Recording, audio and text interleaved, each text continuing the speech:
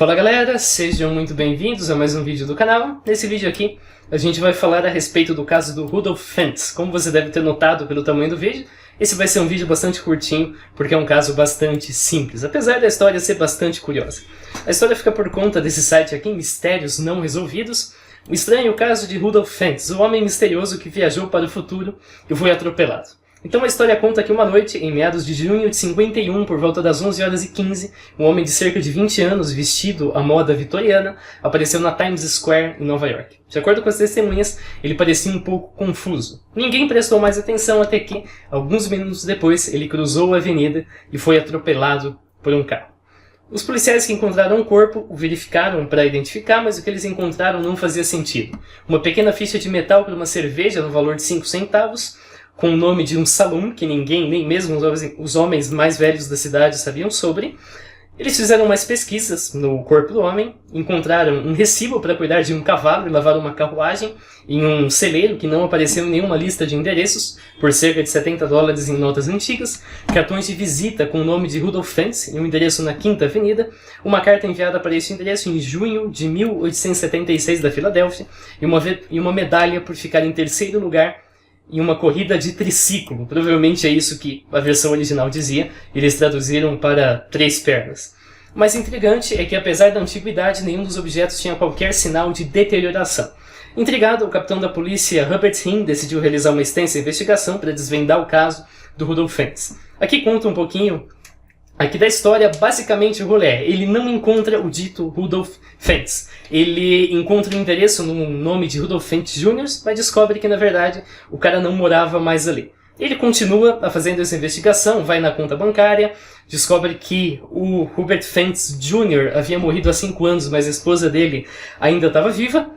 Ele então entra em contato com a esposa informa que o sogro, que deu nome ao marido, havia desaparecido em 1876 com 29 anos. Ele tinha saído de casa para um passeio noturno e nunca mais voltou, e todas as buscas foram em vão e nenhum vestígio permaneceu. Então o capitão Hinn verificou que nos arquivos de pessoas desaparecidas havia um Rudolf Fentz de 1876, cuja aparência, idade e roupas correspondiam precisamente ao homem morto na Times Square em 1951, e o caso ainda estava sendo marcado como não resolvido. Então, isso seria um exemplo de viagem temporal e dimensional que acontecem sem a vontade da pessoa. A pessoa está lá casualmente e de repente ela é transportada para outro momento no futuro. Algumas versões da história apresentam também uma imagem. A imagem do Rudolf Fentz seria essa aqui. Inclusive é mostrado também o suposto cartão de visita do Rudolf Fentz, conforme você pode ver nessa foto aqui. Então vamos falar a respeito disso. A primeira coisa que a gente se pergunta é: quando exatamente a história surgiu? E é natural que a primeira resposta que venha na sua cabeça seja usar o Newspapers. Porém, quando você faz a busca aqui no Newspapers, você chega num resultado um tanto contraditório com o que você espera para um assunto que surgiu em 1951. Você encontra apenas 7 resultados para o nome Rudolf Fentz, conforme está indicado aqui. Boa parte deles são de 2002, nos quais uma história, mesmo a história que eu acabei de ler para vocês, é contada, mas claro, 2002, mais de 50 anos depois do acontecimento. É evidente que essa versão aqui não diz absolutamente nada para a gente sobre o acontecimento propriamente. A gente encontra um resultado de 1895, conforme você pode notar aqui. Esse resultado menciona que um cara chamado Albert Phelps, de Highland, acompanhado pelo seu irmão Rudolf Fentz, de Rick Hill. Então, esse resultado é de 1895, então certamente não poderia falar sobre Rudolf Fentz, que a gente está justamente interessado, porque esse cara teria desaparecido em 1876, então quase 20 anos antes dessa publicação. Logo, não é esse Rudolf Fentz que a gente está procurando. E quando a gente tira o Fentz e coloca Fentz desse jeito aqui, que é o que aparece ali no cartão de visitas, a gente vai encontrar apenas 3 resultados, porém, mais uma vez, nenhum deles diz respeito ao que a gente está procurando propriamente. Então esse aqui, por exemplo, é um resultado de 1960. Então traz aqui 2 mulheres e uma delas tem o nome de Rudolf Fentz, conforme está indicado. Provavelmente Rudolf Fentz corresponde ao sobrenome da mulher. Mais uma vez, sem nenhuma relação com a nossa história, aqui ocorre uma menção a uma outra mulher que também não tem nenhum tipo de relação com a história que nós estamos procurando. conforme você já percebeu. Então isso é bastante suspeito, porque não tem nada em nenhum tipo de jornal da época falando a respeito do caso. Apesar do caso supostamente ter acontecido em Nova York, ter acontecido simplesmente no local em que isso deveria aparecer em todos os jornais, caso fosse um acontecimento real. A gente começa então a tentar encontrar a origem, tentar voltar mais ainda. A gente pode fazer a busca em livros, e você vai perceber que essa história é repetida várias vezes em livros de diversas épocas, tá? Em 2017, 2004, conforme está indicado aqui, 2013, 2020, 2000, conforme foi acabado de mostrar. Esses livros eles simplesmente trazem a história, contam, e um mencionam que é uma história na qual há dúvidas, ou mencionam que é um caso real de um viajante no tempo. Justamente por isso a gente tem aqui essa matéria de 2002, é uma matéria feita por um cara chamado Chris Albeck, que fez exatamente a mesma pergunta que nós fizemos quando fizemos esse Desmistificando. Afinal de contas, onde essa história surgiu? Ela não surgiu em jornais, nós já sabemos, e vários livros parecem copiar. Mas de onde exatamente esse negócio veio? Ele fez o que a gente provavelmente faria se fôssemos fazendo Desmistificando lá em 2002. Então Albeck realizou a pesquisa, ele mais uma vez não encontrou qualquer evidência de um homem chamado Rudolf Fentz, ou Fentz, que tem as características que a história menciona. Ele encontrou algumas pessoas de mesmo nome, mas que tinham vidas normais e não tinham nada a ver com o desaparecimento, como as pessoas que eu mostrei aqui no Newspapers. Porém, ele determinou que o livro francês, o Livro dos Mistérios, escrito em 1975 por um cara chamado Jacques Berger e George Gallet, era a fonte em livro mais antiga que ele tinha encontrado. Além disso, ele achou uma revista italiana chamada Giornali di Misteri, não sei se a pronúncia é essa, que tinha sido escrito em 1974. Essa revista italiana, por sua vez, citava como fonte Facta número 1, 1973. Ele descobriu que Facta era uma revista norueguesa que trouxe esse dito artigo numa sessão sobre teletransporte, desaparecimento e coisas relacionadas. A revista, por sua vez, indicou como fonte uma outra revista, dessa vez sueca, que tinha sido publicada em janeiro de 73. Essa revista sueca mencionava o jornal de pesquisa Borderland, conforme está indicado aqui. Ele fez uma pesquisa em várias edições dessa revista. Ele encontrou uma publicação em 1972 e esse artigo, por sua vez, mencionava um livreto americano de 1953 chamado A Voice in the Gallery, conforme está indicado aqui. Óbvio que parecia ter concluído então que a fonte dessa história era um livreto americano chamado A Voice in the Gallery. Fazendo aqui toda uma busca mesmo de revista em revista, de artigo em artigo, até exaurir as possibilidades.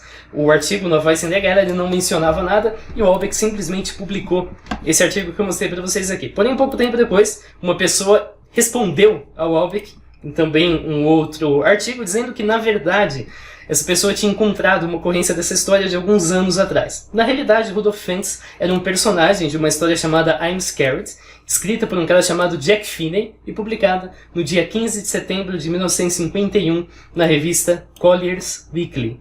Então você deve estar pensando, ok, vamos ver a dita revista. A Collier's Weekly está inteira neste link aqui, só que você não consegue baixar, até onde eu tentei, um PDF dela inteira, você tem que baixar os vários pedaços. Aqui você tem a primeira parte que traz o I'm Scared, que traz simplesmente a chamada da história.